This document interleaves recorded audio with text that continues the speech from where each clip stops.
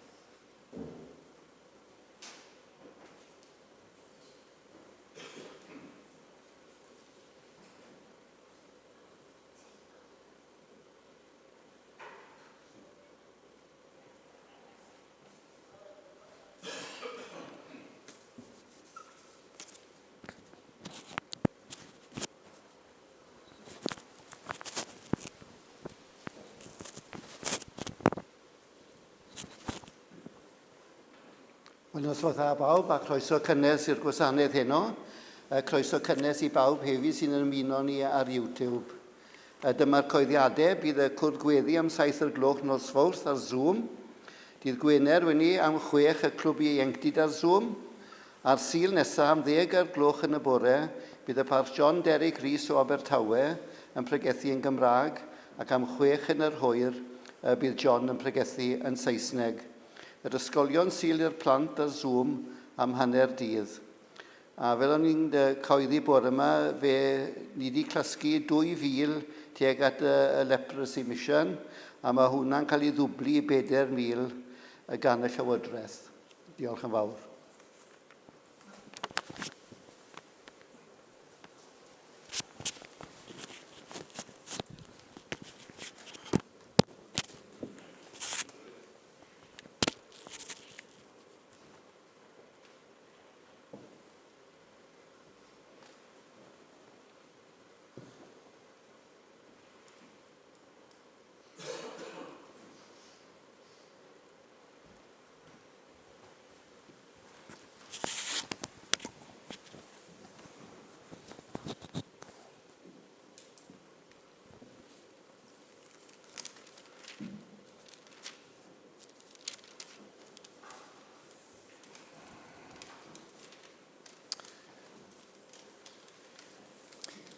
Wel, Salm 107 i'n harwen i heno.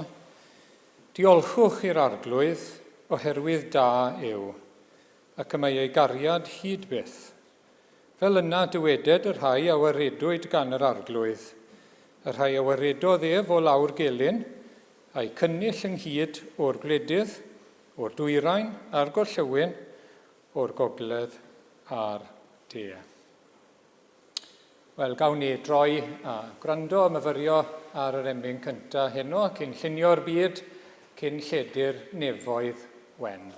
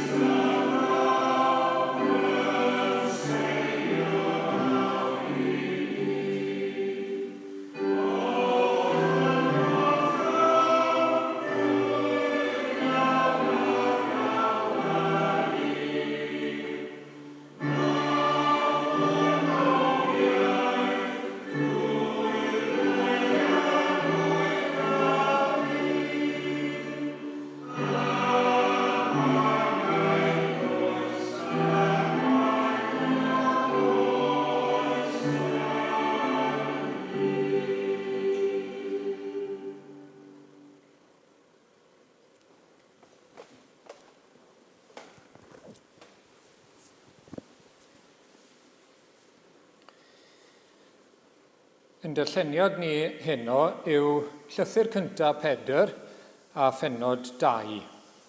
Llythyr cyntaf Pedr, 1 Pedr, pennod 2. Ymaith gan hynny a phob drygioni, a phob twyll, a rhagryth a chenfigen, a phob siarad bychanus, fel babanod newydd I geni, blysiwch am laeth ysbrydol pur, mwyn I chwi drwyddo gynyddu I iachawdwriaeth. Os ydych wedi profi tirioneb yr arglwydd, neu gan eich bod wedi profi tirioneb yr arglwydd, wrth ddod at o ef y maen bywiol, gwrthodedig gan bobl, neu ddynion, ond etholedig a chlodfawr gan Dduw, ydy chwythau hefyd fel meini bywiol yn cael eich adeiladu yn di ysbrydol, I fod yn offeiriadaeth sanctaidd, mwyn offrymu aberthau ysbrydol, cymeradwy gan Dduw trwy Iesu Grist. Oherwydd y mae'n sefyll yn yr ysgrythyr, wele fi'n gosod maen yn Seion, congelfaen etholedig a chlodfawr. Ar hwn sy'n credu ynddo, ni chywilyddir byth mohono. Mae ei glod gan hynny yn eiddo chwi y credinwyr. Ond i'r angredinwyr, y maen a wrthododd yr adeiladwyr, hwn a ddaeth yn faen y gongol. A hefyd, maen tramgwydd a chraig rhwystyr. Y maent yn tramgwyddo wrth anifuddhau i'r gair. Dyma'r dynged a osodwyd iddynt. Ond yr ydych chwi yn hil etholedig, yn offeiriadaeth frenhinol, yn genedl sanctaidd, yn bobl o'r eiddo Duw ei hun, I hysbysu gweithredoedd ardderchog, yr un a'ch galwodd chwi allan o dywyllwch yw ryfeddol o leini ef. A chwi gynt heb fod yn bobl, yr ydych yn awr yn bobl Dduw.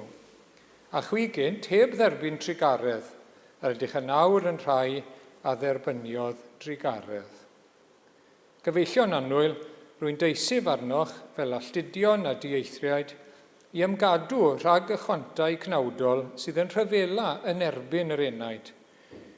Bydded eich ymarweddiad ymhlith y cenhedloedd mor amlwg o dda, nes iddynt hwy lle maent yn awr yn eich sarhau fel drwy gweithredwyr o goneddu Duw yn idd ei ymweliad, ar gyfrif yr hynna welant o'ch gweithredoedd da chwi.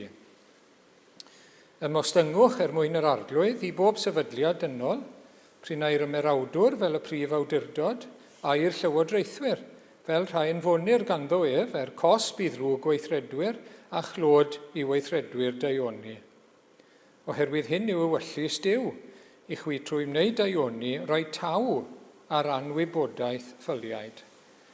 Rhaid I chi fyw fel pobl rydd, eto, peidio ag arfer eich ryddid I gelu neu cuddio drygioni, ond bod fel caethweision Duw.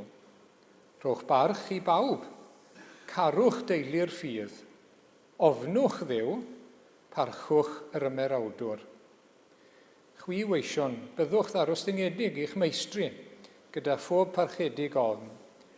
Nid yn unig i'r rhai da ac ystyriol, ond hefyd i'r rhai gormesol. Oblygyd hyn sydd gymeradwy, bod rhywun am fod ei feddylfryd ar Dduw, yn dygymod a'i flinderau iddo ddioddef ar gan. Oherwydd pa glod sydd mewn dygymod a chael eich cernodio am ymddwyn yn ddrwg. Ond os am wneud daioni y byddwch yn dioddef, ac yn dygymod â hynny, dyna'r peth sy'n gymeradwy gan Dduw. Canis I hyn eich galwyd, oherwydd dioddefodd Crist yntau eich mwyn chwi, gan adael I chi esiampl, I chwi ganlyn yn ôl ei draed ef. Eiriau'r ysgrythyr, ni wnaeth ef bechod ac ni chafwyd twyll yn ei ynau. Pan fyddai'n cael ei ddifenwi, ni fyddai'n difenwi yn ôl. Pan fyddai'n dioddef, ni fyddai'n bygwth, ond yn ei gyflwyno ei hun i'r un sy'n barnu'n gyfiawn. Ef ei hun a ddygodd ein pechodau yn ei gorff ar y croesbrem. Mwyn I ni ddarfod yn pechodau a byw I gyfiawnder. trwy ei archo llef y cawsoch iachad. Oherwydd yr oeddech fel defaid ar ddisberod, ond yn awr troesoch at fugail a gwarchodwr eich eneidiau.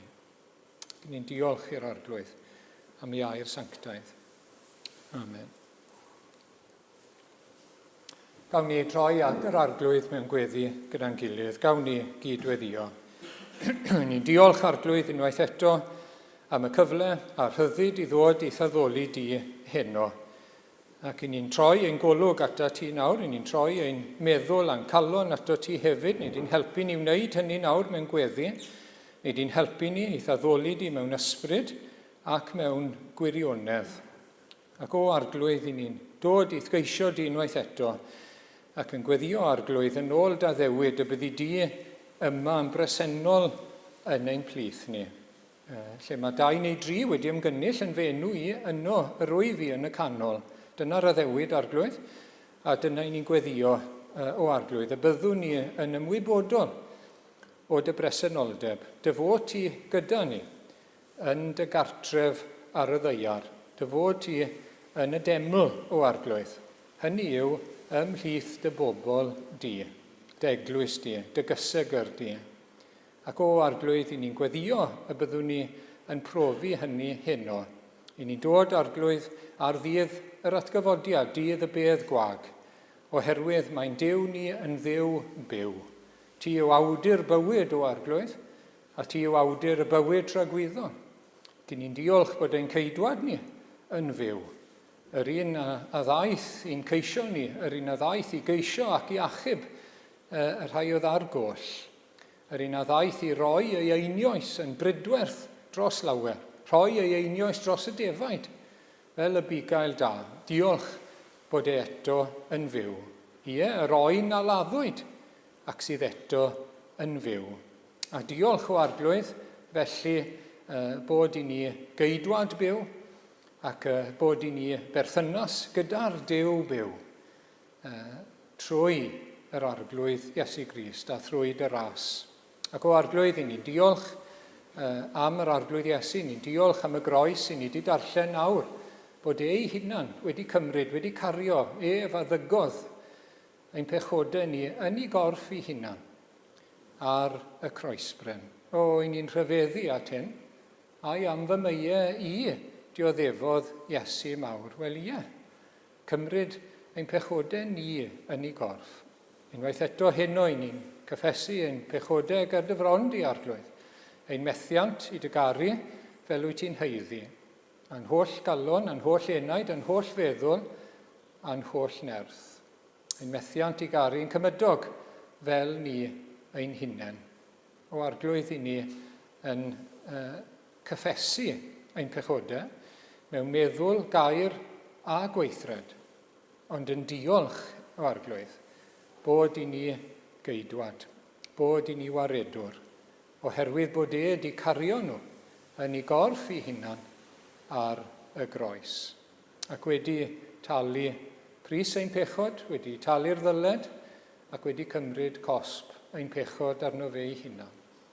Ac o arglwydd diolch am y bedd gwag, diolch am yr esgyniad i'r nef. Diolch bod yr arglwydd Iesu nawr yn eiriol drosom ni. Bod e'n paratoi lle i ni yn y nef. Diolch arglwydd. Diolch bod e wedi anfon yr ysbryd glân i fod gyda ni, i fod yn ddiddanydd arall gyda ni arglwydd ac ni'n gweddio.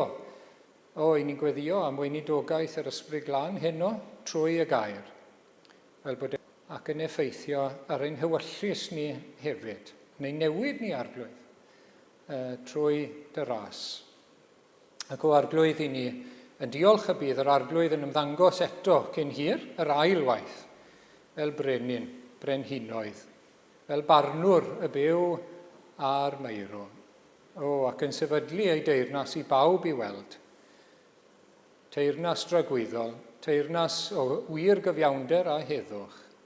I ni'n diolch. Diolch am y gobaith ac yna caf bod gyda ef pan el y byd ar dan. Ac edrych yn ei hyfryd wedd gan harddach nag o'r blaen. Ni'n gweddio heno am rhagflas o'r nefoedd o arglwydd. Dyna i ni'n ei geisio fan hyn nawr. Dyna i ni'n ei geisio ar y saboth bod ni'n cael rhyw ragflas o arglwydd yn dy bresenoldeb di, yn yr Oedfa, yn y moddion gras. Ac o arglwydd i ni wedi darllen am y rhai sydd mewn awdurdod drosto ni yn y bennod, felly ni'n gweddio dros arweinwyr ein gwlad ni, ni'n gweddio am barhad o ryddid i daddoli di, rhyddid i gyhoeddi'r efengil, i ni gael byw bywyd diwiol a thawel. O arglwydd i ni'n gweddio y byddwn ni yn, fel ni wedi clywed, yn ildio i'r arweinwyr o arglwydd ym mhob peth, ond pam mae'n golygu gwadu yr arglwydd Iesu Grist. Ac o arglwydd i ni'n gweddio dros ein gilydd eto ac yn diolch ein bod ni yn perthyn i deulu Duw nawr. Diolch bod ni ddim yn ddieithriaid ac yn estroniaid mwyach, ond yn gyd dinasyddion a'r saint. Bod ni'n perthyn i ddinas Duw, i deyrnas Duw, i'r Jerusalem newydd nefol. Diolch bod ni'n perthyn i deulu Duw, a bod ni felly yn frodyr ac yn chwiorydd yng Nghrist. Diolch bod ni yn perthyn a bod ni yn deml i Dduw hefyd. Lle wyt ti yn preswylio, lle wyt ti wedi rhoi dy enw, lle mae dogoniant ti yn preswylio ar y ddeiar yn dy deml di. O, preswylio yn ein plith ni arglwydd. O, ymddangos yn ein plith ni. Gogonedda dy hunan yn ein plith ni, ynom ni a thrwom ni. Ac o arglwydd i ni'n felly yn cyflwyno'n gilydd, yn cyflwyno rhai sy'n gweithio yn yr ysbytau o arglwydd, rhai o'n plith ni a brodyr a chwiorydd eraill, ac yn ni'n gofyn i ti cynnal nhw, a'i nerthu nhw, a'i cadw nhw arglwydd, a rhai eraill o'r eglwys sydd yn gartre neu mewn cartre, yr anwyliaid sydd â gofal, a baich nawr o arglwydd, a straen o fod ar wahân, gofyn ti cynnal nhw, ac unwaith eto iddyn nhw brofi dy fod ti yn eu cario nhw arglwydd. Dy fod ti wrth law o hyd, yn noddfa ac yn nerth, ac yn gymorth hawdd dy gael mewn cyfyngder. Arglwydd ni'n cofio am rhai sydd yn y colegau, rhai sydd wedi mynd nôl, gofyn ti cynnal nhw, gweddio bydden nhw'n ddiogel o ran y Covid, a hefyd yn ddiogel yn y ffydd yn yr arglwydd Iesu Grist. Ac o arglwydd i ni, felly yn gofyn i ti'n derbyn ni nawr, yn gofyn i ti ragori ar ein deisyddiadau ni a'n gweddiau ni arglwydd, ac yn arbennig ni'n gofyn i ti i ddod ato ni, ymddisgleirio nawr yn y canol gyda ni. Ac o arglwydd derbyn ni, ac arwain ni trwy Iesu Grist. A'n dysgodd i weddio, ein tad yr hwn wyt yn y nefoedd, sancteiddiau'r dy enw, deled dy deyrnas, gwneler dy wyllus, egys yn y nef, felly ar y ddeiar hefyd. Dyro i ni heddiw ein bara beunyddiol, a madda i ni ein dyledion, fel y myddeiwn unnau i'n dyledwyr. Ac nac arwain ni brofedigaeth, eithir gwared ni rhag drwg. Cyniseiddo ti o deyrnas, a'r nerth, a'r gogoniant, yn oes oesoedd. Amen.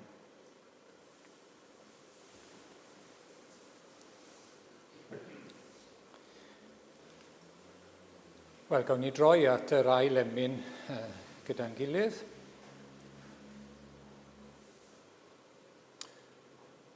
Un sylfaen fawr yr eglwys yr arglwydd Iesu yw.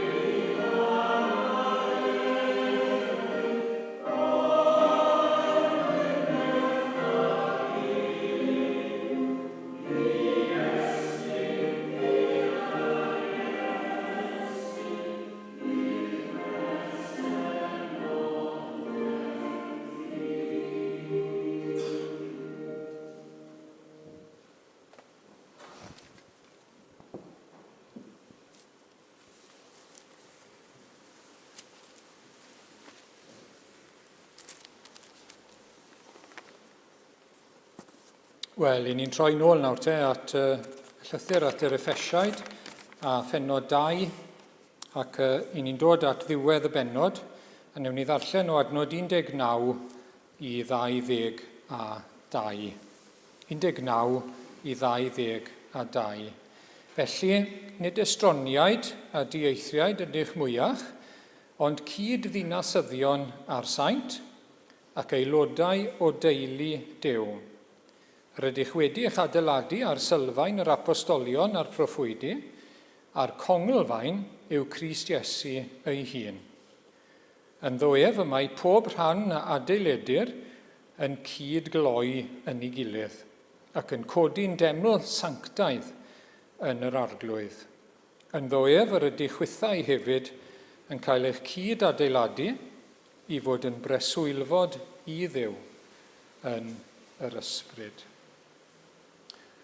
Wel, fel 'ych chi'n cofio nawr te, mae'r apostol Paul yn gweddio dros yr Effesiaid. Ar ddiwedd y bennod gyntaf, mae'n gweud fel mae'n gweddio drostyn nhw. Mae'n diolch amdanyn nhw wrth gwrs ac am arwyddion y waith Duw yn ei bywyd. A wedyn mae'n gweddio am eu tyfiant nhw. Bydden nhw'n gwybod mwy a mwy beth yw gobaith ei galwad, bod nhw wedi cael ei galw trwy waith yr ysbryd glân yn yr Efengyl i obaith. Nid i anobaith, ond i obaith. Beth yw cyfoeth y gogoniant sydd o'i blaen nhw? Yr etifeddiaeth yma sydd gyda nhw yn y nef. Gobaith y gogoniant. Y cyfoeth sydd o'n blaen ni. Ac wedyn ni y nerth. Y nerth aruthrol sydd ar waith yn barod yn eu bywydau nhw. Yr un nerth oedd yn codi Iesu Grist o'r bedd yn fyw. A'i ddyrchafu fe, a'i godi fe yn uwch na phawb a phopeth, ymhell uwch law. Chi'n cofio? Pob teyrnas, pob awdurdod, pob peth yn y nef.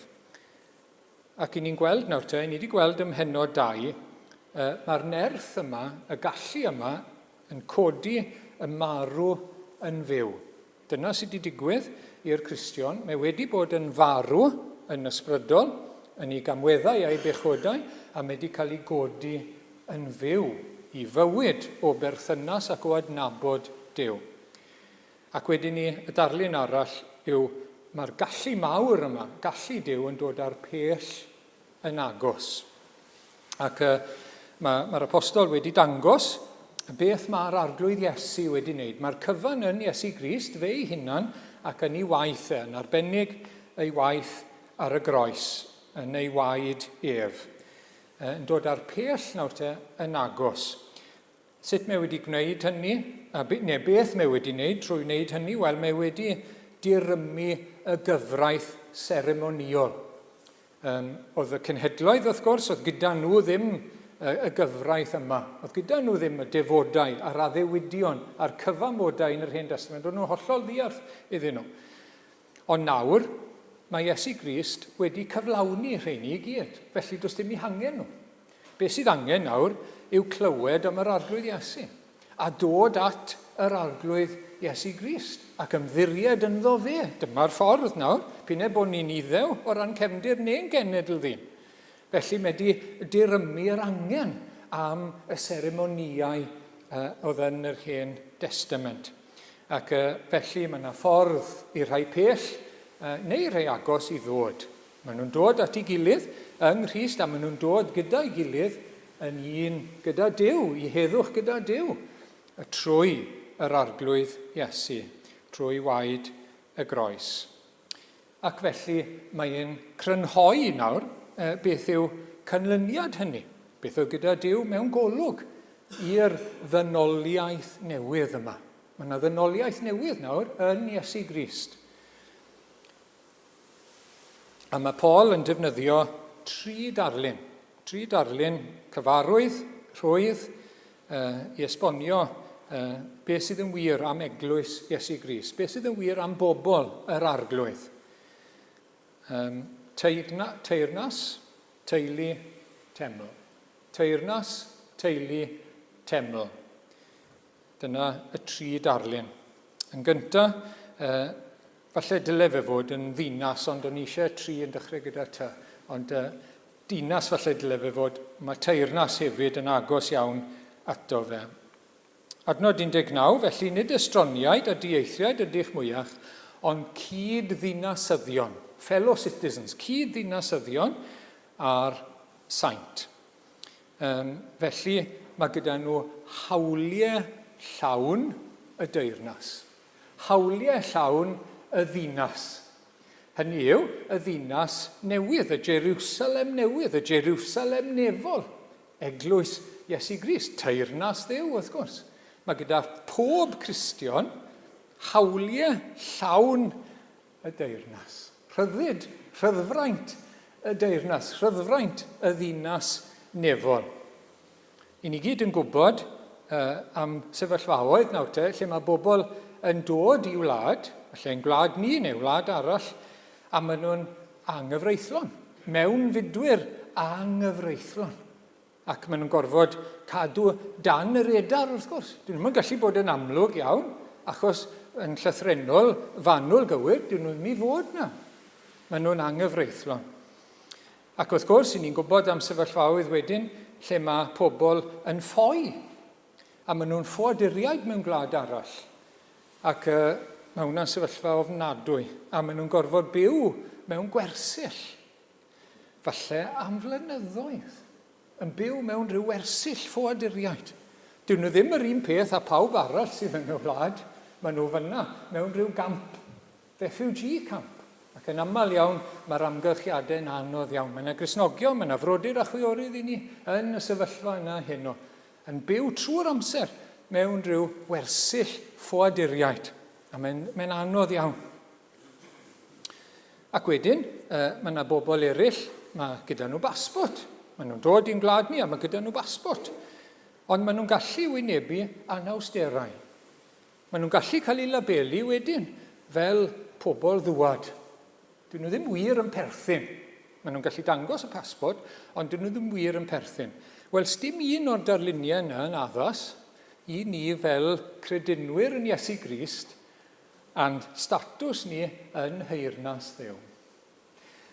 Dyn ni ddim yn fewnfudwyr anghyfreithlon. Sym ots beth oedd ein cefndir ni?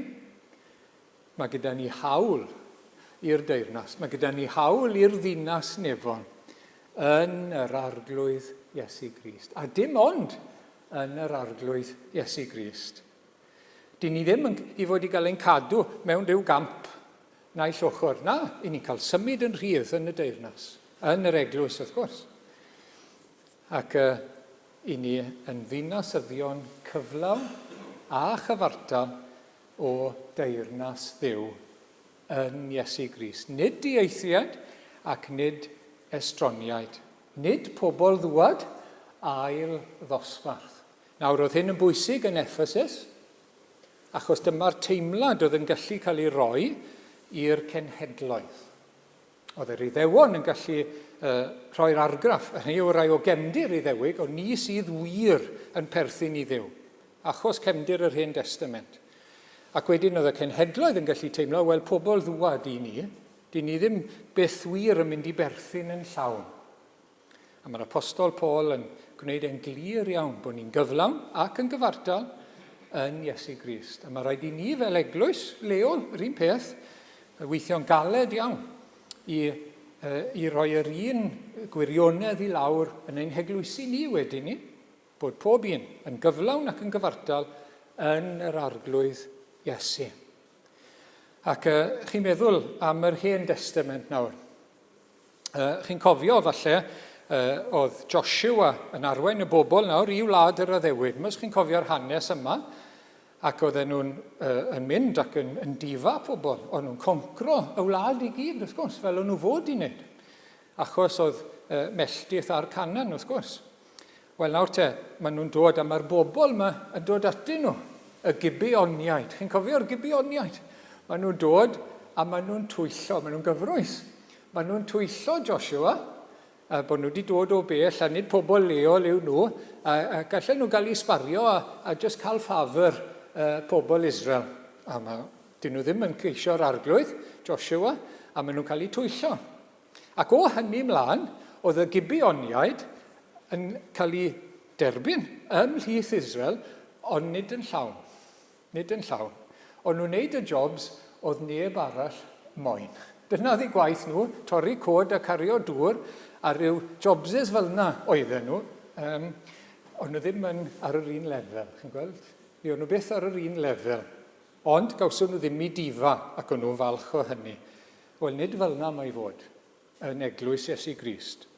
Pob un sydd yng Nghrist ar yr un lefel. Ac wedyn ni, oedd y proselyt wedyn ni, y proselytiaid yn yr Hen Testament. Wrth gwrs, pobl oedd yn troi at y grefydd Iddewig. Rhai yn cael eu henwaedu, rhai ddim. Ac erbyn amser y Testament Newydd, oedd mwy a mwy ohonyn nhw, achos bod yr Iddewon wedi gwasgaru mwy. Oedd yna lot o proselytiaid. Ond oedd yna elfen gref ymhlith yr Israeliaid, oedd ddim yn cydnabod y proselyt, chi'n gweld? Ond nhw ddim yr un peth, ond nhw ddim ar yr un lefel a ni, achos proselyts oedden nhw. Maen nhw'n cael eu disgrifio'n aml yn y Testament Newydd, rhai oedd yn ofni Duw, yn ofni Duw. Ond i rai o'r Iddewon, a do'n nhw ddim wir yn perthyn i ni. Ond oedd lot fawr o'r eglwys gynnar, proselyts oedden nhw, o ran i cefndir, sy'n ddiddorol iawn. Felly, dinasyddion llawn. Dinasyddion llawn. Cyd-dinasyddion ar saint. Ac mae'n bosib bod hynny yn gyfeiriad i ddechrau at saint yr Hen Testament. Ie, cyd-dinasyddion ar saint. Arwyr y ffydd yn yr Hen Testament. Rhai sy'n cael ei restru yn Hebreaid 11. Meddyliwch, i ni'n gyd-dinasyddion ar saint. I ni'n perthyn i deyrnas Dduw fel oedden nhw. Dafydd, Joshua, Abraham, Moses, meddyliwch, cyd-dinasyddion ar saint. Pam? Oedd ni ar yr un tir. Oedden nhw'n credu ymlaen llaw yn y Meseia oedd i ddod. Ac i ni'n credu ar ôl yn y Meseia sydd wedi dod. Ac yn y gwaith mae wedi wneud. Ni ar yr un tir yn union. Yna lle mae'n derbyniad ni gyd. Mae'n ffydd yn addewid Duw ac yn yr arglwydd Iesu Grist. Ac wedyn ni, pob un arall hefyd sydd yn sant. Pob un sydd wedi cael ei neilltuo gan yr ysbryd glân i fod yn un o bobl dduw. Fel yna ni'n dod yn saint, nid fel mae'r eglwys bebyddol yn gweud bod chi wedi marw a bod chi wedi gwneud gwyrth. Pob un sydd wedi ei neilltuo gan waith yr ysbryd glân a'i cymryd o'r byd, o'r tywyllwch i'r goleuni, o feddiant Satan at Dduw. Dyna pwy yw'r sant, mae wedi cael ei dynnu naill ochr. Mae wedi cael ei wneud yn sanctaidd, mae wedi cael ei dynnu naill ochr i berthyn i'r arglwydd Dduw, fel un o'i blant, fel un o'i bobl. Dyma chi cwpl o adnodau nawr te, 1:4:1, ac mewn i adnod 2 wedyn ni. Etholedigion yn ôl rhag wybodaeth Duw y Tad trwy waith sancteiddiol yr ysbryd. Chi'n gweld hwnna? Sio di ni wedi dod i gredu yn Iesu Grist? Wel, mae yna ethol, mae yna ddewis yn rhagwyddoldeb, ond ni ddim yn gwybod dim am hynny nes bod ni'n dod i gredu. Ac wedyn ni, mae'r ysbryd glân wedyn ni yn tynnu ni naill ochr. Yn ein trosglwyddo ni o un deyrnas i'r llall. Yn ein bywhau ni, yn ein deffro ni, i edifarhau am ein pechod. I ystyried ein perthynas a Duw, i geisio Duw, i geisio i bwyso ar yr arglwydd Iesu Grist. Mae'r ysbryd glân yn neud y gwaith yma. Mae'n tynnu ni naill ochr, yn ein trosglwyddo ni. Rydych chi transfer o feddiant Satan at Dduw. I fod yn ifydd i Iesu Grist, wrth gwrs. A'i tainelli a'i waed ef. Y tainelli yn yr Hen Testament, y sbrinclo yna ar gwaed, oedd yn gwneud y bobl yn lân ger bron Duw. Dyna sy'n gwneud ni'n lân, ein ffydd yn aberth Iesu Grist. Dyna sy'n gwneud ni'n lân ac yn bobl i'r arglwydd. I ni gyd ar yr un tir. Ein ymddiriedeth yng ngwaed Crist ac yn aberth y groes. Ac wedyn ni 1 Corinthiaid 6 ac adnod 11. Dyna oedd rai ohonoch chi, mae'r apostol Paul di restru pechodau gwahanol, ond yr ydych wedi'ch golchi. A'ch sancteiddio, dyma fe, a'ch cyfiawnhau trwy enw yr arglwydd Iesu Grist, a trwy ysbryd ein Duw ni. Trwy enw, trwy allu yr arglwydd Iesu, a trwy waith yr ysbryd Duw. Yr un peth eto, ni wedi cael ein golchi wrth ymddiried yn y gwaed. I ni wedi cael ein sancteiddio. Nid yn eiddo ni'n hunain i ni nawr, ni wedi cael ein prynu, ni'n bobl yr arglwydd nawr. Wedi ein cymryd ni, a'n priodi ni iddo fe ei hunan. Na chi hyfryd, ac wedi cael ein cyfiawnhau. Mae cyfiawnder Duw arno ni nawr, trwy ymddiried yn Iesu Grist. Cyfiawnder Iesu Grist arno ni trwy bwyso ac ymddiried ynddo fe. Felly, mae gyda ni hawl i holl freintiau y ddinas fel petai, neu holl freintiau y deyrnas. I ni'n cael dod i weld y brenin, ta pryd i ni moyn. I ni'n cael troi ato fe. Meddylwch serfen hines yn gweud, galwch mewn am goffi, os chi yn Llundain. Dim amser Covid, wrth gwrs. Galwch mewn am goffi. Mae'r brenin, i ni'n cael dod at y brenin. Ddydd neu nos, 24/7. Mae'r rhyddid yn ei ddod. At yr orsedd, unrhyw bryd, yn aml ac yn gyson. Ac i ni'n cael mynd, meddyliwch, does dim un siop, os gai roi fel un nawr, does dim un siop, does dim un sefydliad sy'n mynd yn cael ni mas. Dim byd yn y deyrnas lle mae'n gweud, na, gewch chi ddim dod fan hyn. Dim byd. Moddion gras, gweddi, y gair, yr ysglythyr, mae'n i gyd, mae'n siarad â ni, mae'n ni, bob un ohono ni. Mae yna weinidogaeth i ni, mae yna waith i ni wneud. I ni'n aelodau o'i gorff, a mae yna rôl i ni, bob un ohono ni. Mae yna gymdeithas i ni gyda phob un o'n brodyr a'n chwiorydd yn y deyrnas. Mae yna ordynhadau i ni yn y deyrnas. Mae'r tywysog o'n plaid ni. Capten yn iachawdwriaeth ni. Mae gyda ni. Mae'n yn plith ni trwy'r amser. Mae yna swyddi ar gael yn yr eglwys. Mae yna gymdeithas lawn. Mae'r barnwr o'n plaid ni. Mae'n Duw a'n tad gyda ni. Nawr, mae'r deyrnas yma, nid dinas yw i mewn man arbennig, nid teyrnas ar fap i chi'n gallu gweld i leini wrth gwrs. Ond mae'n gymuned ysbrydol o bobl Dduw. A mae'n ryngwladol, wrth gwrs. Ni wedi clywed y myfyrio yn yr ail emyn. Trwy'r byd i gyd. Pob iaith, pob llwyth, pob gwlad, pob cenedl.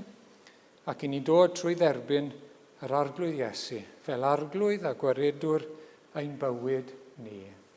A pob un chi'n gweld sydd wedi cael ei ail-eni, gyda fe birth certificate, mae'n perthyn i'r deyrnas. Mae'n perthyn i ddinas y Duw byw. Ac ni'n diolch am hynny. Dwi'n byd i wneud am cefndir naturiol, mae cwbl i wneud am yr arglwydd Iesu, a'n perthynas ag e. Felly, teyrnas. A falle cyn i fi symud mlaen, wyt ti'n perthyn i'r deyrnas? Wyt ti'n perthyn i'r ddinas nefol? Trwy adnabod yr arglwydd Iesu, trwy edifarhau a chredu ynddo fe, a'i dderbyn yn arglwydd a gwaredwr. Dyna'r unig ffordd. Ond ynddo fe, i ni'n aelodau cyflawn o'r deyrnas. Wedi ni, y teulu. Chi ddarlun hyfryd i ni, darlun pwysig iawn. I ni'n byw mewn dyddiau rhyfedd iawn. Pa mae yna wrthwynebiad cryf i uned y teulu mewn cymdeithas. O sawl cyfeiriad mae'n dod, a mae'n beryglus tu hwnt. Ond i ni sydd mewn teuluoedd, mae'n ddarlun hyfryd iawn. Bod ni'n cael adnabod Duw yn dad, felly, ac yr arglwydd Iesu yn frawd i ni. Dim ond cwpl o eiriau yw mae mor bwysig, ddiwedd adnod 19, cyd-ddinasyddion ar saint ac aelodau o deulu Duw. Aelodau o deulu Duw. Adnabod Duw yn dad. Ni wedi clywed yn y bennod gyntaf ac yn y 5 adnod ni wedi clywed yn barod O wirfodd ei ewyllus fe'n rhagordeiniodd i gael ein mabwysiadu, yn blant iddo ei hun, trwy Iesu Grist. Unwaith eto, ni wedi dod nawr te mewn i'r teulu, yn aelodau llawn o'r teulu i adnabod Duw. A chybod beth sydd yn wir am Dduw, does dim ffafriaeth gyda'r tad rhwng y naill blentyn a'r llall. Does dim ffafriaeth. Dyma beth yw pwynt yr apostol Paul fan hyn, wrth gwrs. Does dim ffafriaeth. Os yw'r cefndir yn gefndir i ddewig, os yw'r cefndir yn gefndir y cenhedloedd, dim gwaniaeth. I ni'n aelodau o deulu Duw. I ni'n blant, a fyddwn ni'n cael yr un etifeddiaeth yn union. Yr un faint. Bydd yr arglwydd yn rannu ei etifeddiaeth rhwng pob un o'i blant, miliynau ohonyn nhw, bydden nhw gyd yn cael etifeddiaeth yn y nef. Ac i ni gyd yn cael rhagflas, down payment, deposit o'r etifeddiaeth nawr hefyd, yn Iesu Grist. Mae ei ni nawr, yr ysbryd glân, i roi sicrwydd bod ni'n blant iddo fe, ein selio ni fel i ni wedi clywed, ein bod ni'n eiddo yr arglwydd, yn bod ni'n bobl, yn bod ni'n ddiogel yn Iesu Grist. Ac i fod gyda ni, wrth gwrs, i fod yn ein caru ni, i dywallt ei gariad a'r led yn ein calonnau ni.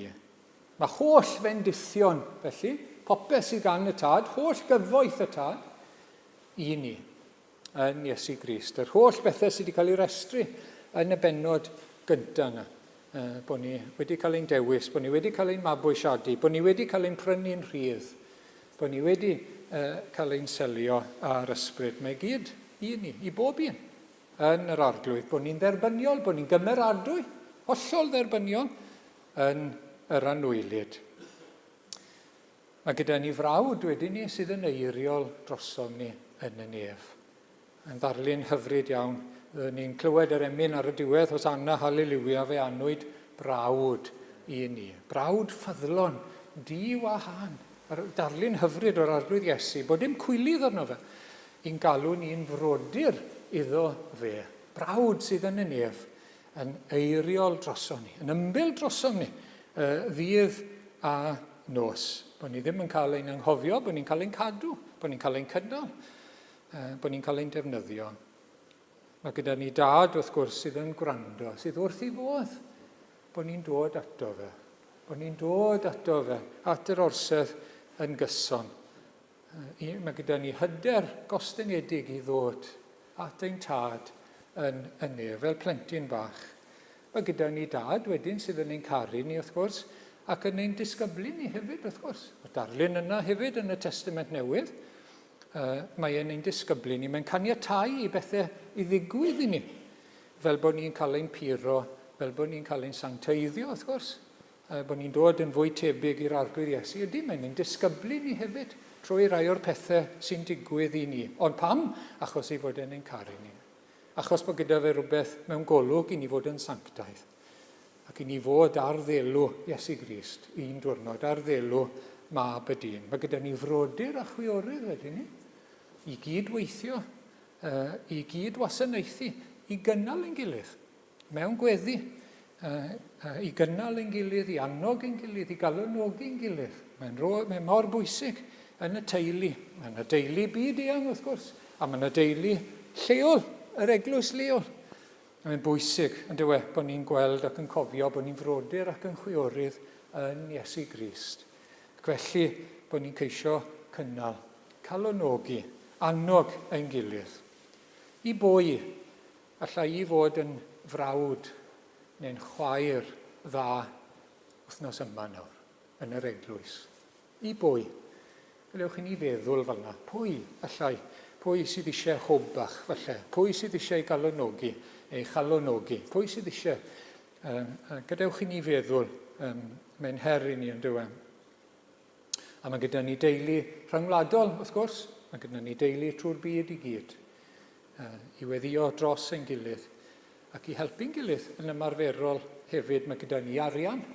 I ni'n gyfoethog yn y rhan yma'r byd.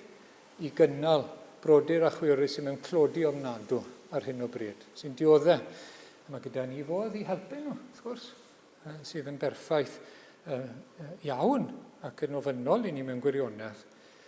A mae'r gorchymyn yma i garu'n gilydd fel brodyr, fel y carodd Crist ni. Mae'n un o'r profion bod ni yn ddisgyblion Iesu Grist. Fel hyn y bydd pobl yn gwybod bod chi'n ddisgyblion i fi. Dyma un o'r profion sylfaenol, os bydd gennych gariad, naill at y llall, fel brodyr a chwiorydd yng Nghrist. Wel, mae'n fraint aruthrol yn dywe, i gael perthyn i deulu Duw. Teulu Duw. Teulu y Duw byw. Mae'n dad trigarog iawn. Mae'n gwybod ein defnydd ni, meddwl Salm 103. Mae'n trigarog ac mae'n gwybod faint ni'n gallu cymryd. Mae'n trigarog iawn gyda ni. Mae'n ein codi ni pan ni'n cwmpo. Mae'n ein ymgeleddu ni, mae'n ein harwen ni, ac oedi mae'n ein disgyblu ni mewn cariad. Ac mae gyda ni frodyr a chwiorydd i gynnal a chadw ein gilydd wedyn ni trwy'r ras. Gadewch i ni wneud yn fawr o'r teulu lleol, wrth gwrs, a'r teulu ehangach hefyd. Ac wedyn ni yn ola teml nawr te. Ni'n mynd mlaen nawr te at adnod 20, yr ydych wedi eich adeiladu. Mae'r darlun yn newid, fel chi'n gweld, adeilad sydd gyda chi nawr, y darlun, pictiwr o adeilad. Adeiladu ar sylfaen yr apostolion a'r proffwydi, a'r congolfaen yw Crist Iesu ei hun. Yn ddoedd mae pob rhan adeiledur yn cyd-gloi yn ei gilydd ac yn codi'n deml sanctaidd yn yr arglwydd. Yn ddoedd yr ydy chwythau hefyd yn cael eich cyd-adeiladu i fod yn breswylfod i Dduw yn yr ysbryd. Felly darlun gwahanol, ond darlun hawdd iawn wrth gwrs, darlun o adeilad, ac nid unrhyw adeilad, ond adeilad pwysig iawn, teml neu cysegr. Ac mae'n sôn nawr te am y sylfaen, y cerrig cyntaf i gael ei rhoi lawr, yr apostolion a'r proffwydi. Ac mwy na thebyg, mae'n cyfeirio fan hyn at yr apostolion, wrth gwrs, y 12, nid Judas nawr, ond y 12 gyda Matthias a'r apostol Paul, ac wedyn ni proffwydi y Testament Newydd. Oherwydd y drefen, mwy na thebyg dyna beth sydd yma, yr apostolion a'r proffwydi.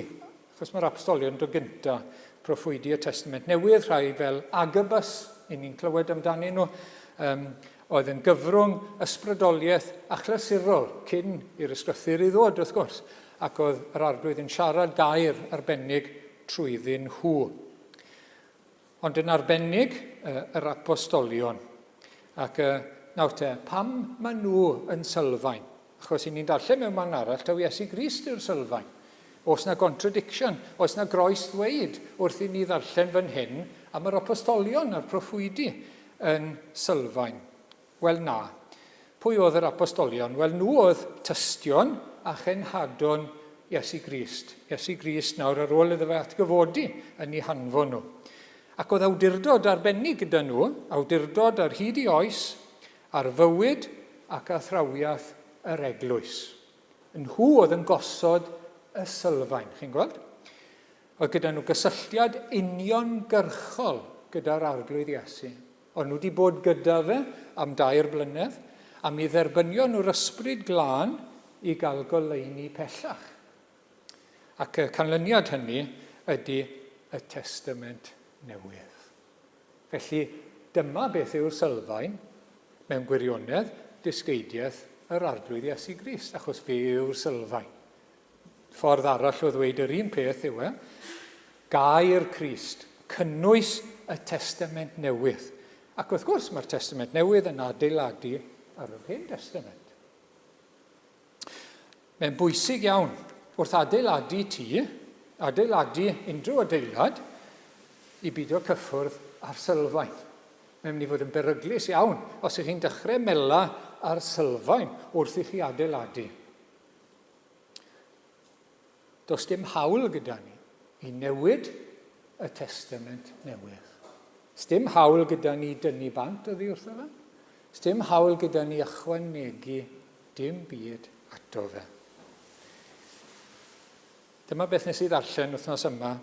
Mae eglwys Iesu Grist, eglwys leol, eglwys yn ehangach, yn sefyll neu'n syrthio yn ôl i dibyniaeth, faint mae'n dibynnu, a'i ffyddlondeb i wirioneddau y Testament Newydd. A Eglwys Iesu Grist yn sefyll neu'n syrthio yn ôl ei dibyniaeth a'i ffyddlondeb i wirioneddau y Testament Newydd. Ac mae yna rannau o'r eglwys, wrth gwrs, yn ehangach sydd yn tynnu ffwrdd. Mae yna rhai eraill sydd yn ychwanegu. Ac mae'n gwneud drwg mawr i eglwys Iesu Grist. Fe yw'r sylfaen, wrth gwrs. A'i air yw ei gair nhw. Gair y Testament Newydd. Achos fe yw y sylfaen. Felly, 1 Corinthiaid 3, 11, ni all neb osod sylfaen arall yn lle'r un sydd wedi ei gosod, ac Iesu Grist yw honno. Ac wrth gwrs, dyna oedd yr apostolion yn gwneud. Gosod y sylfaen oedd gair Iesu Grist. Dyna oedd gyda nhw, dyna oedd ei awdurdod nhw, bod e'n dod yn direct oddi wrtho fi. Ac wedyn ni'n troi at proffwydoliaeth Eseia. Am hynny, fel hyn y dywed yr arglwydd, wele fi'n gosod carreg sylfaen yn Seion, maen a brofwyd, congl-faen gwerthfawr, sylfaen safadwy, ni frysia y sawl sy'n credu. A fyna ni'n cael y ddau ddarlun. A mae'r apostol Paul yn defnyddio'r ail un nawr. Iesu Grist yw'r sylfaen mewn gwirionedd, a fe yw'r congl-faen hefyd i yr eglwys. Ac ni'n dod at y gongl-faen felly, wy'n credu bod gyda ni ddarlun, na chi, yr un garreg fawr ar y gornel. Mae'n garreg bwysig iawn pan i chi'n adeiladu, achos y garreg yna sy'n rhoi lein y wal ar draws, a'r lein pan chi'n mynd lan. Mae'n rhoi cyfeiriad a lein yr adeilad i gyd, chi'n gweld? A fe, wrth gwrs, yw'r congl-faen fawr. Mae rhywun wedi gweud, fe sy'n uno y ddwy wal, y rai o gefndir i ddewig a rai o gefndir y cenhedloedd. Elfen o wirionedd yn hynny hefyd, wrth gwrs. Ac ynddo fe nawr te, mae'r holl adeilad yn cloi yn ei gilydd. Pob rhan, pob carreg yn cloi at ei gilydd ynddo fe. Gallwn ni ddim cloi yn ein gilydd mewn gwir gariad os nad i ni yng Nghrist. Bydd yna bethau o hyd yn ein gwahanu ni, mae yna bethau sydd yn wahanol gyda ni. O ran personoliaeth, o ran cefndir, o ran diddordebau, o ran gwleidyddiaeth, pob math o bethau. Ond, os i ni yng Nghrist, i ni'n cael ein cydgloi ynddo fe. Fe sy'n ein clymu ni, wrth gwrs, yno ni'n gilydd, gan ladd yr elyniaeth, unrhyw elyniaeth naturiol, a'n clymu ni wrth yr arglwydd yw yn lladd y gelyniaeth rhyngtho ni a fe hefyd, trwy ei waith arbennig. Ac ni'n cydgloi fel cerrig, wrth gwrs. Oedd dim adeiladau y brics, amser y deml. Oedd yna adeiladau brics yn mynd nôl i amser Abraham, cofiwch, gyda llaw, ond sy'n mots am hynny nawr. Ond y darlun fan hyn yw adeilad o gerrig. Ac wrth gwrs, mae wal gerrig yn llawer mwy diddorol na wal brics. Llawer mwy o gamp i adeiladu wal o gerrig. Maen nhw gyd o siap wahanol, pob un ohonyn nhw. A chi'n rhoi nhw, a mae yna grefftwyr i gael sy'n gallu gwneud heb siment chwaith. Maen nhw'n cloi yn ei gilydd, yn saff ac yn sownd. Darlun hyfryd o'r eglwys, i ni gyd yn siapiau gwahanol, i ni gyd a doniau gwahanol, i ni gyd o liwiau gwahanol fel petai. Falle hyd yn oed lliwiau crôn, wrth gwrs, yn gwaniaeth, a cefndir yn eglwys Iesu Grist. Ac mae'r eglwys yn dal i godi. Mae'n dal i godi, mae'n dal i fynd lan. Dwi wedi gorffen to. Mae'n dal i godi. Yn codi yn deml sanctaidd yn yr arglwydd. Chi'n paso rwle, weithiau, a mae rhywun yn adeiladu tŷ. A mae ar y ffordd lan. Mae yna dau newydd nawr yn Llwynhendy fan hyn yn mynd lan. Ni'n gweld newid eto penwythnos yma. Gan y cyngor, mae toion yn dechrau mynd lan ar rai newydd nawr. A chi'n gweld y gwaniaeth, maen nhw'n mynd lan, maen nhw'n codi. A dyna sy'n wir am eglwys Iesu Grist. Ac ffech chi'n meddwl am y darlun trwy'r byd nawr, mae'n codi. Mae rai yn dod mewn o hyd. Mae yna garreg newydd yn cael ei roi. Yn y wlad yma, yn y wlad arall. Yn ein gwlad ni ambell un, di ni'n gweld llawer. Ond mewn gwledydd eraill, mae yna lawer yn dod mewn. Ac yn cael ei roi, yn cael ei cloi mewn trwy ddod at yr arglwydd Iesu. Ac wrth gwrs, mae rhagor i ddod. Nes bod Iesu Grist yn dod nôl, mae'n dal i godi, dal i fynd lan. Mae rhagor i ddod mewn. Ac yn gwaith ni, wrth gwrs, yw galw pobl i ddod. Cyflwyno'r efengyl, gweddio, bydd e'n ychwanegu, bydd e'n codi ei deml. Ac wrth gwrs, mae'n rhoi syniad i ni wedyn beth yw pwrpas yr eglwys. Mae'n deml sanctaidd. Mae'n deml sanctaidd. Ni wedi cael, bod ni wedi cael ein sancteiddio, yn tynnu naill ochr ar gyfer yr arglwydd, i fod yn bobl yr arglwydd, yn wahanol. Ac wrth gwrs, yn lan ac yn sanctaidd. Oedd popeth oedd yn cael ei wneud yn y deml, yn y cysegr, oedd yn wahanol.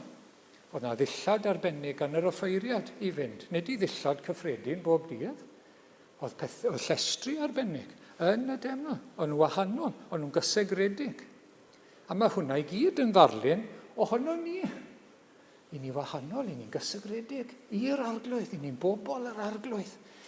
I ni wedi cael ein glanhau trwy waed Iesu Grist. I ni wedi cael ein tanelli fel oedd y pethau yn y deml wedi cael eu tanelli a gwaed yr aberth. I ni fod yn bobl lan, wrth gwrs, yn bobl ddiw, yn bobl sanctaidd i'r arglwydd. Ac wrth gwrs, mae e'n breswylfod i ddiw. Mae hwn yn hyfryd, hyfryd. Achos yn y cysegr, a'r gair am deml fan hyn, fi'n goffa chi, yw naos. Mae yna ddau air yn y Testament Newydd am y deml. Y llysoedd allanol, hieron, a wedyn y man cysegr sanctaidd, naos. Dyna'r gair sydd fan hyn. Lle oedd y Shekinah, lle oedd gogoniant Duw, wrth gwrs. Rhwng y cerubiaid, yn y cysegr. Yn sanctaidd, achos preswylfod i ddiw, lle oedd yn ynghanol i bobl, lle oedd gyda'i bobl. Mewn gogoniant ar y ddeiar, ei gartref deiarol. Ei gartref deiarol. Meddyliwch am hynny. Mae dyna beth yw eglwys Iesu Grist, y deml sanctaidd, ei gartref deiarol. Dyn ni'n sôn am y deilad nawr, wrth gwrs. Dyn ni'n sôn am bobl yr arglwydd gyda'i gilydd. Ac i ni yn gweddio pan ni'n dod at ein gilydd, y bydd e'n dod i'w gartre deiarol. Y bydd e gyda ni, bydd ei bresenoldeb yn cael ei amlygu. Ac i ni'n gweddio nawr yn y dyddiau hyn, byddwn ni'n profi mwy o hynny. Bydd e'n ymddisgleirio yn ein plith ni. Bresenoldeb gogoniant Duw yn dod i'r deml. Ac yn disgleirio yn ein plith ni, a thrwom ni ac allan, wrth gwrs, beth sydd yn digwydd pan mae adfywiad yn dod. Mae bresenoldeb yn dod mewn ffordd arbennig iawn. Mae wedi addo, chi'n gweld, mae wedi cyfamodi i drigo ynom ni, i fod ynom ni a chyda ni. Dyma ni te, 1 Corinthiaid 6, jyst chydig o adnodau nawr te i danlinellu, o'n i wyddwch fod eich corff yn deml i'r ysbryd glân sydd ynoch. Yr hwn sydd gennych oddi wrth Dduw, ac nad yr eiddoch eich hunain mohonoch. Felly mae'n corff ni'n deml, mae'n preswylio ynom ni yr ysbryd glân. Felly dyw'r corff ddim i bechod, ond i'r arglwydd. Yn sanctaidd i'r arglwydd. Pob rhan o'r corff, popeth, sanctaidd i'r arglwydd. Ac wedyn ni, yr eglwys leol wedyn ni, 1 Corinthiaid 3, 16. O'n i wyddwch, lluosog nawr, mae teml Duw ydych, a bod ysbryd Duw yn trigo ynoch, nid jyst yn unigol, ond yn lluosog, yn y gynulleidfa, yn y cynulliad, yn y corff. A hwnna'n hyfryd ond diwe. Ac wrth gwrs, mae e'n fyd eang hefyd, achos mae'n cynnwys, fel ni'n clywed fan hyn, rhai o bell ac agos. Ac does dim lle felly, os yw'r arglwydd am drigo gyda ni, mae gorfod bod yn deml sanctaidd. Does dim lle i bechod i nythu. Neith e ddim dod, neith e ddim amlygu hunan os i ni'n nythu pechod yn ein bywydau ni. Os i ni'n cuddio, os i ni'n rhagrythio, os nag i ni yn cyffesu yn syth ein pechodau ac yn gofyn iddo fe'n sancteiddio yn glanhau ni. Iddo fe gael dod, chi'n gweld. Os mae'n cael ei guddio, neu os yw'n pechod yn cael ei gyfiawnhau, wneith e ddim dod. Mae'n deml sanctaidd. Deml sanctaidd yw e. Ac mae'r cyfan nawr te yn rhagflas o'r nef a'r ddeiar newydd. Y deml, y deyrnas, neu'r ddinas a'r teulu, yma ar y ddeiar, rhagflas yw e o beth sydd i ddod. Mae rhagor i ddod. Mae'r ddinas nefol yn mynd i ddod, a mae'r preswylfod yn mynd i fod yn llawn. A dyma'r adnodau nawr te, datguddiad 21, adnod 2 a 3, wel rhannau ohono fe. A gwelais y ddinas sanctaidd, Jerusalem newydd. Ac wedyn na i ddarllen beth sydd wedi adael allan fyna, yn disgyn o'r nef oddi wrth ddew, wedi pharatoi fel priodferch wedi ei thecau i'w gŵr. Dyma'r ddinas nawr te, clywais lais uchel o'r orsedd yn dweud, wele, yma preswylfa Duw gyda dynion, gyda'r ddynoliaeth. Bydd ef yn preswylio gyda hwy am byth nawr. Nid pan ni jyst yn dod at ein gilydd, nid bod ni'n ymwybodol yn fwy ar brydiau nag ar brydiau eraill, fydd e'n barhaus bryd hynny, wrth gwrs. Byddant hwy yn bobloedd iddo ef a bydd Duw ei hun gyda hwy, yn dduw iddynt. Dim agosau a phellhau, ond rhywbeth arhosol, rhywbeth llawn, rhywbeth tragwyddol. Ond i ni yn cael rhagflas o hynny, nawr, yn eglwys Iesu Grist, trwy adnabod yr arglwydd Iesu. A mae'r apostol Paul yn gorffen, ynddo ef, chi hefyd, chithau hefyd Effesiaid. Chithau oedd mor bell oddi wrth Dduw a gwybodaeth am Dduw. Chi yn cael eich cyd-adeiladu hefyd. A ni hefyd, a phob un sydd yn Iesu Grist. Wel, ni'n diolch i'r arglwydd am ei air heno. Ni'n diolch am yr efengil, am ras Duw, bod e'n trefnu a wedi trefnu creadigaeth newydd, dynoliaeth newydd, iddo fe fod yn eu plith nhw. Fel dinas newydd, fel teyrnas newydd, fel teulu newydd, ac fel teml newydd. Mae'n fraint aruthrol bod ni trwy ras yn nabod yr arglwydd Iesu ac yn perthyn i eglwys Iesu Grist. Gadewch i ni ymroi i waith yr eglwys gyda'n gilydd. Gadewch i ni ymroi i wneud yn siŵr bod na gyfartaledd, wrth gwrs, yn Iesu Grist, i bob un sydd ynddo fe. Boed i ni weithredu y gwirioneddau i ni wedi cael ein atgoffa ohonyn nhw. A boed i ni i weld y gwaith yn codi lan ymellach. Dwi'n wedi gorffen to, nes bod yn dod yn ôl. Gewch i ni weddio y bydd rhagor o gerrig yn cael ei ychwanegu. At ein heglwys ni, at eglwysi eraill y cylch, a trwy yn byd ni, rhagor yn cael ei ychwanegu to, trwy ras Duw, nes bod y deml yn llawn, nes bod yr arglwydd yn dod i'w ddinas ac i'w deml i aros gyda ni, yn y nef ar ddeiar newydd am byth. Amen.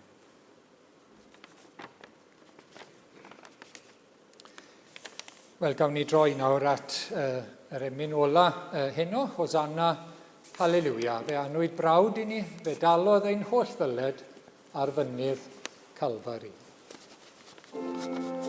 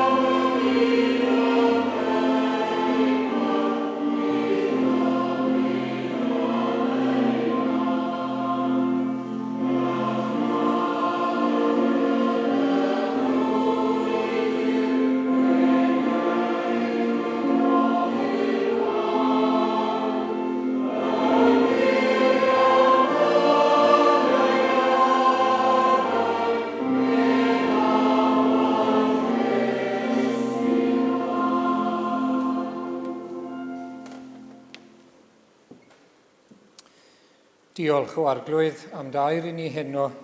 Diolch am waith yr Efengil. Diolch i ti feddwl o arglwydd am gael creadigaeth newydd, am gael teyrnas newydd, dinas newydd, nefol, am gael teulu newydd o bechaduriaid yn dod ata ti trwy dy fab Iesu Grist. Diolch am y deml newydd o arglwydd, y deml sanctaeth yn Iesu Grist. O, diolch. Diolch am y fraint o gael perthyn. Diolch am y fraint o gael rhyddid y ddinas. Diolch am gael dod at yr orsedd ac at y brenin unrhyw bryd. Dydd a nos. Diolch am gael brawd fel i ni wedi clywed nawr. Brawd annwyl sy'n ein cofio. Sy'n meddwl amdano ni, sy'n cofio amdano ni ddydd a nos. Helpa ni fod yn frodyr ac yn chwiorydd da i'n gilydd hefyd o arglwydd, i galonogi a cynnal ein gilydd yn y ffydd ac yno ti. Ac o arglwydd, helpa ni fod yn deml sanctaidd i ti. O, i ni gael profi mwy bod ti'n preswylio gyda ni yma o arglwydd. Y gartre ddeiarol. O, arglwydd, ni'n gweddio cawn ni brofi mwy o thogoniant, mwy o dy bresenoldeb, i gael dod yn fwy tebyg i ti wrth gwrs, ac i ti gael dogoneddi ym mhob ffordd. Derbyn ein diolch ac aros gyda ni, gras ein harglwydd Iesu Grist, a chariad Duw a chymdeithas yr Ysbryd Glân, a'r hoso gyda ni hyd nes y daw. Amen.